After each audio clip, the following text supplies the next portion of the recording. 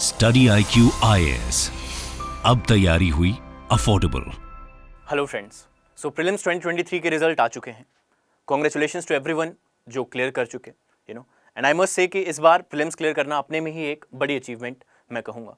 Given the nature of the paper, you guys are definitely you have done a commendable job and you have been lucky as well.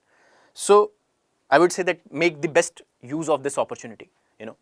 Means 2023 is going to be a golden opportunity because a lot of veteran aspirants, a lot of such candidates who were well prepared, और अच्छी knowledge है, अच्छी पकड़ है उनकी, mains past में भी दिया है और क्लियर भी किया है, but they couldn't make it this time. There are a lot of such cases.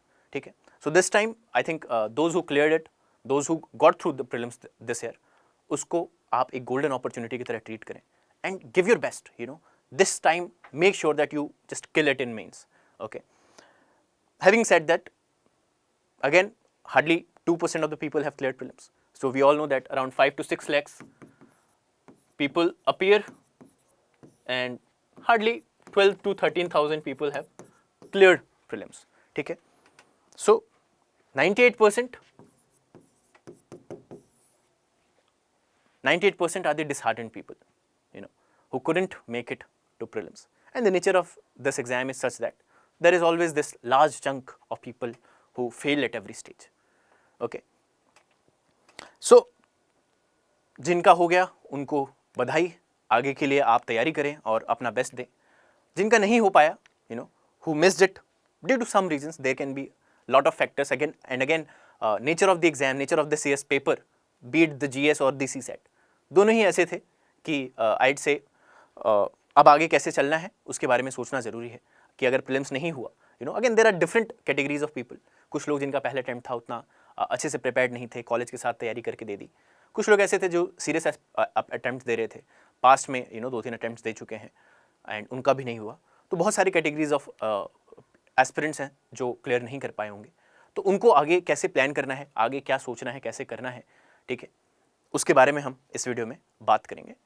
ठीक है, but first of all I must say कि जो लोग नहीं क्लियर कर पाए, my sympathies are with you and I totally understand. It is soul crushing. Every failure is soul crushing to all of us and I can understand how exactly you are feeling. I have seen failures, and I can understand कितना बुरा लगता है. And एक साल का पूरा cycle फिर से रीस्टार्ट हो जाएगा, अगले साल आप दे पाएंगे, एक साल का गैप आ जाता है लाइफ में. बट द थिंग इज, इस साल के पेपर के बाद आई would say that do not be hard on your self. Okay, do not be harsh to yourself. And the paper was such that कुछ चीज़ें हमारे कंट्रोल में थी नहीं. ठीक है, so paper was too tricky and it was tricky for everyone.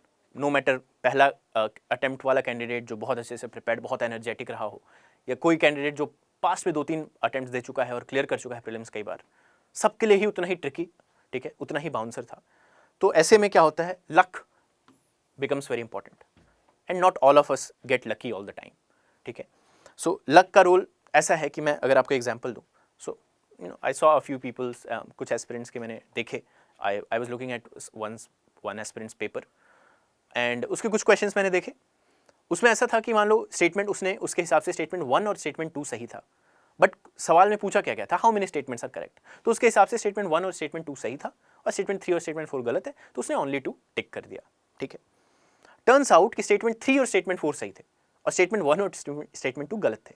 So he was completely incorrect in that question.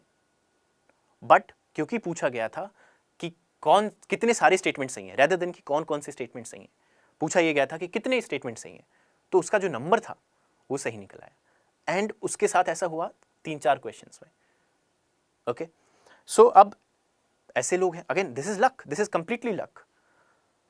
And ऐसा बहुत सारे लोगों के साथ हुआ है. किसी का ये नेगेटिव में चला गया, किसी का ये पॉजिटिव में चला गया.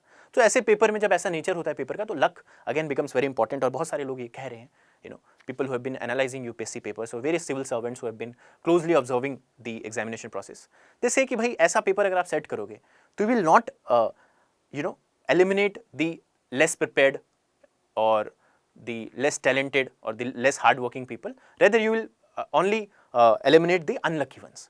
सो ये फिल्टर प्रोसेस आपका लकी और अनलकी के बीच हो जाएगा. तो ऐसा ही हुआ है इस बार काफ़ी हद तक. ठीक है, सो do not be very hard on yourself. और जीएस की बात करने के बाद सीसेट नहीं भूल सकते हैं. इस बार का सीसेट भी उतना ही चौंकाने वाला रहा, यू नो, एंड मैथ्स का portion was I mean completely out of this world. और आई नो सच पीपल जो IIT से हैं, okay, I have such friends, I know them personally, IIT से हैं, and I know this person who is olympiad topper, national topper, and you couldn't clear because वो हर बार maths के हिसाब से जाता था, मैथ्स करेंगे, और हर बार वो मैथ्स अच्छे से करके आता था, 100+ स्कोर करता था. बट इस बार मैथ्स इस नेचर का आ गया कि इट वॉज नॉट अबाउट कि वो क्वेश्चंस हो नहीं सकते हैं, ऐसा नहीं है, वो सवाल हो नहीं सकते. But the thing is we are not prepared, we do not prepare for CSAT at that level. अब जो आप प्रिपेयर करेंगे तो आप वो सवाल भी सॉल्व कर पाएंगे, बट इस बार हम प्रिपेयर नहीं थे क्योंकि हम सीसेट के लिए उस लेवल की तैयारी नहीं करते हैं. Okay, so there are such peoples, IITians who couldn't clear CSAT this year. तो काफ़ी ट्रिकी रहा है. So let's not blame ourselves, but at the same time, ठीक है, तसल्ली दिल को, हमें मालूम है जन्नत की हकीकत, मगर दिल को खुश रखने को गालिब एक ख्याल अच्छा है. तो वो वाली बात है कि ठीक है, एक बार के लिए खुद को ये तसल्ली देना ज़रूरी भी है और सही भी है कि ठीक है, इस बार हमारे कंट्रोल से बाहर की चीज़ें थी. But at the same time अगर आप प्रोसेस में कंटिन्यू कर रहे हैं and you are planning to appear for 2024, तो अब सिर्फ प्रोसेस को कोसने से, और प्रोसेस को अनफेयर बोलने से, और हो गया इनफ टाइम. पिछले 10-15 दिनों में हमने खूब सारा कोस लिया UPSC को, इस पेपर को, कि क्या पेपर सेट कर दिया. बहुत क्रिटिसिज्म हुआ सोशल मीडिया हर जगह, बट अब क्या यही करते रह जाना है? कर लिया हमने, अपनी भड़ास निकाल ली.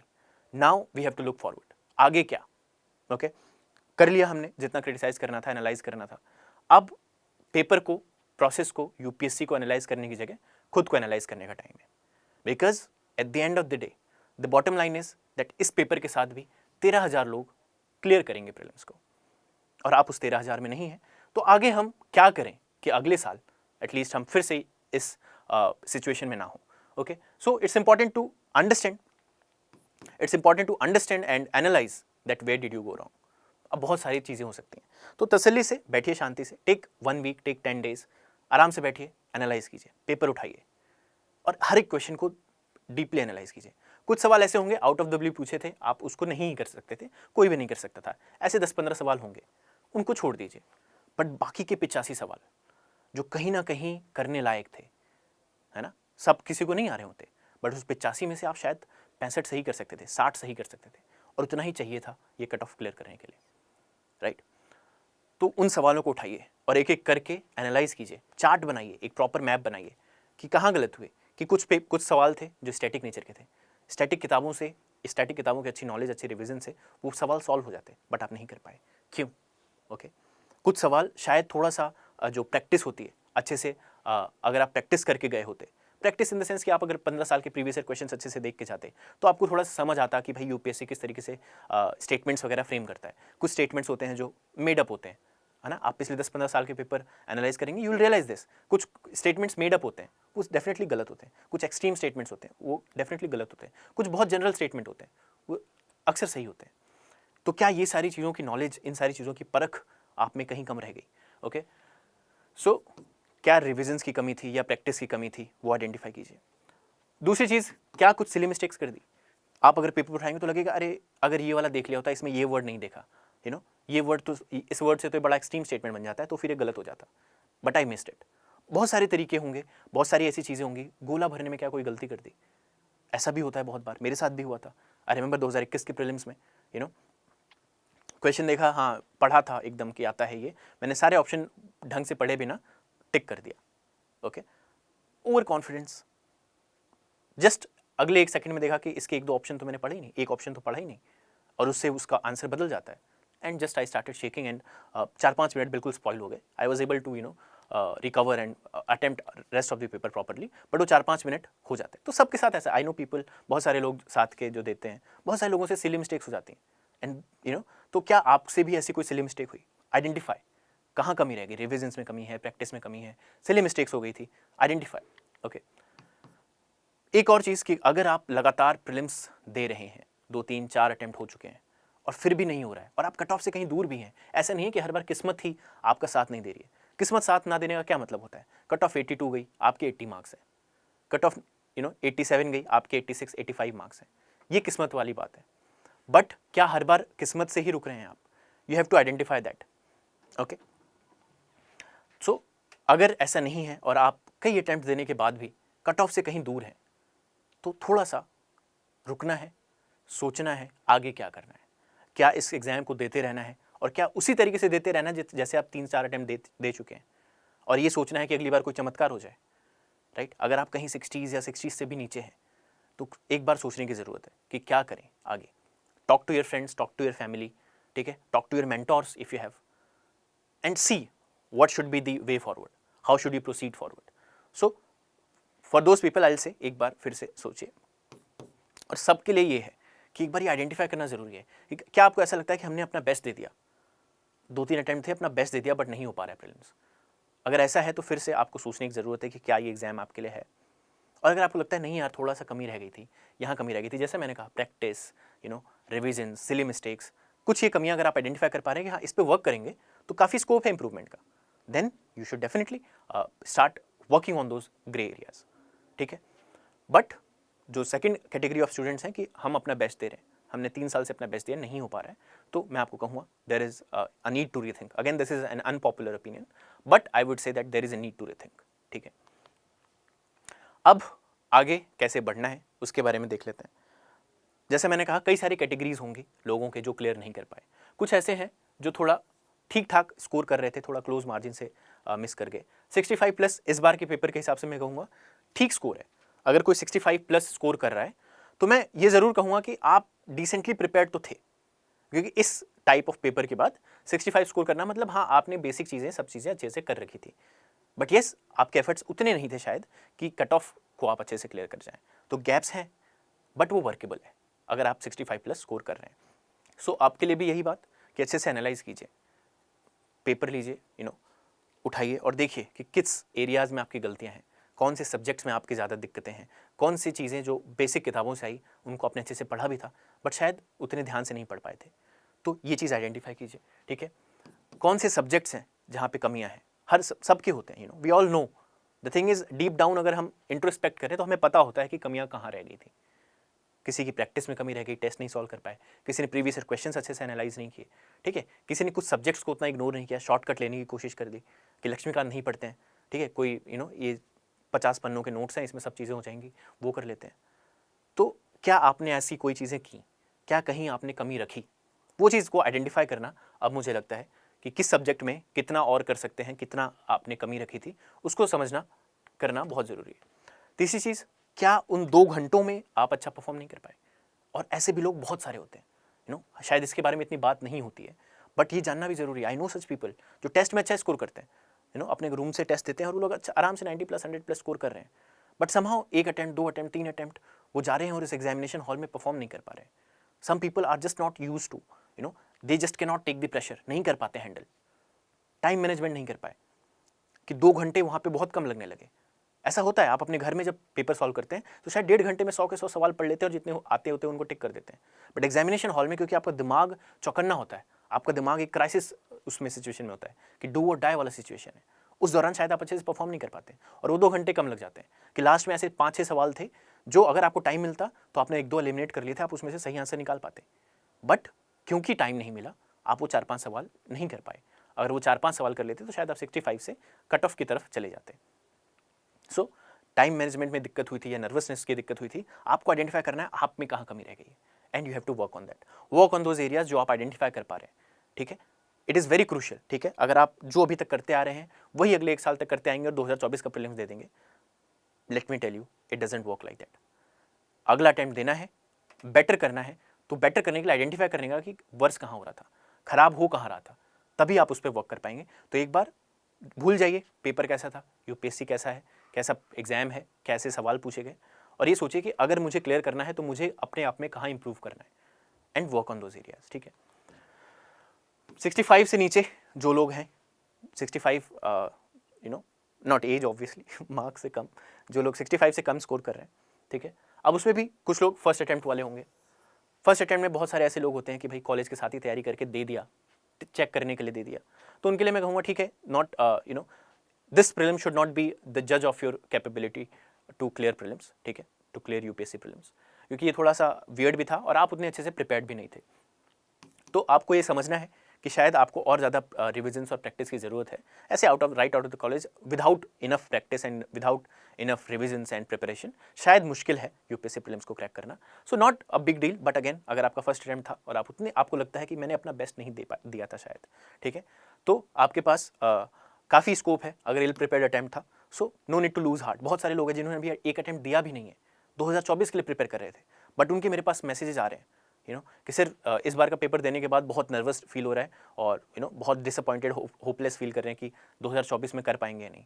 तो मैं कहूँगा देखो अभी इतना नर्वस या नेगेटिव होने की ज़रूरत नहीं है. 2024 तक आप इस तरीके के सवालों को हैंडल करना भी सीख जाएंगे. इस बार इतनी परेशानी हुई because it was new to all of us. Okay, so if it was an ill-prepared attempt or if you are going to appear in the next attempt only, do not take it to your heart. इतना ज़्यादा दिल से लगाने की ज़रूरत नहीं है. Just do honestly what is required to be done. कि भाई बेसिक किताबें अच्छे से करनी है, रिविजन्स अच्छे से करने हैं, शॉर्टकट्स नहीं लेने हैं, प्रैक्टिस अच्छे से करनी है, प्रीवियस ईयर क्वेश्चंस को अच्छे से देखना है, ठीक है, ऑल दोज थिंग्स. दूसरे कैटेगरी के लोग जो 65 से कम स्कोर कर रहे हैं और उनके 2-3 अटैम्प्ट्स हो चुके हैं, ठीक है, 3 अटैम्प्ट्स हो गए हैं, बट फिर भी आपका स्कोर 65 से ऊपर जा ही नहीं रहा है. ऐसे में again an unpopular opinion, but I will say कि rethink everything, your decision to take UPSC, at the same time your strategy to prepare for UPSC. Rethink करने की ज़रूरत है. क्या हम कहीं शॉर्टकट्स ले रहे थे कि बेसिक किताबें नहीं पढ़ रहे हैं, नोट्स उठा लिए वो पढ़ लिए, ठीक है, रिविजन्स नहीं कर रहे थे, टेस्ट नहीं दे रहे थे कि डायरेक्ट एग्जामिनेशन हॉल में जाके देख लेंगे, प्रीवियस ईयर क्वेश्चन देखना हमें उतना यूजफुल नहीं लग रहा था कि ये तो दोबारा पूछा नहीं जाएगा. तो रीथिंक करिए, या ये भी रीथिंक करिए कि क्या यूपीएससी आपके लिए है, क्या जो चाहिए यूपीएससी के लिए वो आप में है. घंटों बोरिंग तरीके से पढ़ते रहना, एक ही किताब को बार बार पढ़ते रहना, क्या आप वो कर पाएंगे? Just rethink. ओके, इस पर ज़्यादा बात नहीं होती है, लोग 6 के 6 अटैम्प्ट एग्जॉस्ट करते हैं, बट मुझे लगता है 2-3 अटैम्प्ट्स के बाद अगर आप if you are unable to score 60, और ऐसा ही नहीं कि इस बार, पिछली बार भी आपके 65 से नीचे रहे, 60 से नीचे रहे, ठीक है, उससे पहले भी आपके इससे नीचे रहे और इंप्रूवमेंट नहीं हो रही है. तीनों अटैम्प्ट में आपको लग रहा है कि हम अपना बेस्ट कर रहे हैं, हम अपनी तरफ से मेहनत कर रहे हैं, बट इंप्रूवमेंट नहीं हो रही है, then there is a need to rethink. Okay, talk to your parents, talk to your mentors and see क्या और भी एग्जाम्स कोई दें या यूपीएससी को ड्रॉप करके कोई प्लान भी तैयार करें, but think. Okay, just do not keep on doing the same thing again and again and expect a different result. अब कुछ लोग अगेन जो बहुत क्लोजली मिस कर गए, एंड इस बार क्लोजली मिस करना मुझे लगता है बहुत ज़्यादा लक का खेल है. अगर आप 75+ स्कोर कर रहे हैं तो I believe you are in that category जो क्लोजली मिस करने वाले हैं इस बार का प्रीलिम्स या मिस किया होगा, ठीक है. सो उनके लिए मैं ये कहूँगा कि देखो, do not lose hope, and if you are missing by a close margin तो दैट इज़ कंप्लीटली डूएबल. वो अगली बार आप कर लेंगे सही, पेपर भी थोड़ा सही आ जाएगा, आपकी प्रिपेयर्डनेस भी थोड़ी बेटर रहेगी and you will be able to perform better, you will be able to clear it. But उनके लिए मैं ये कहूँगा कि स्टार्ट प्रिपेयरिंग फॉर मेंस, ठीक है. जो लोग बहुत क्लियर मार्जिन से मिस किए, कुछ 2-4 नंबर से मिस किए हैं, ऐसे भी कई हज़ार लोग होंगे, उनके लिए मेरी एडवाइस है कि start preparing for mains like you are going to appear for this years mains. वही सारी चीज़ें कीजिए जो इस बार मेंस देने वाले लोग करेंगे. हाँ, वो लोग टेस्ट सीरीज़ खरीदेंगे, आप शायद टेस्ट सीरीज़ नहीं खरीदेंगे, बट इसका मतलब ये नहीं कि आप टेस्ट सीरीज़ लगाएंगे नहीं. मार्केट से उठा करके लाइए, टेस्ट सॉल्व कीजिए. सारे जो भी नोट्स हैं, जो भी गैप्स हैं, एथिक्स में रह जाता है अक्सर, नोट्स नहीं होते हमारे पास शॉर्ट, ऐसे में गैप्स रह जाते हैं, ऑप्शनल में गैप्स रह जाते हैं, आइडेंटिफाई कीजिए और उसको फिल कीजिए. अगले 3 महीने में उसी रिगर, उसी एनर्जी के साथ आपको देना है जैसे आप ये मेंस देने वाले हैं. ट्रस्ट मी, अगर आप क्लोज मार्जिन से मिस कर रहे हैं और अब आप लेथार्जिक हो जाते हैं, आप नेगेटिव हो जाते हैं कि यार इतनी मेहनत करने के बाद भी नहीं हो रहा है, तो फिर अगले साल तक फिर आप you are not going to work hard, you are not going to prepare properly. So अभी भूल जाओ, ऐसा सोचो कि प्रीलिम्स हो गया हमारा, मेंस देना है और उसी हिसाब से तैयारी करो, ठीक है. अगले 3 महीने गिव योर बेस्ट, इतना कि अगले साल जब आपको मेंस का मौका मिले, 2024 में जब मेंस लिखने का मौका मिले तो आप फोड़ दो. इस लेवल की प्रिपेयर्डनेस अभी चाहिए.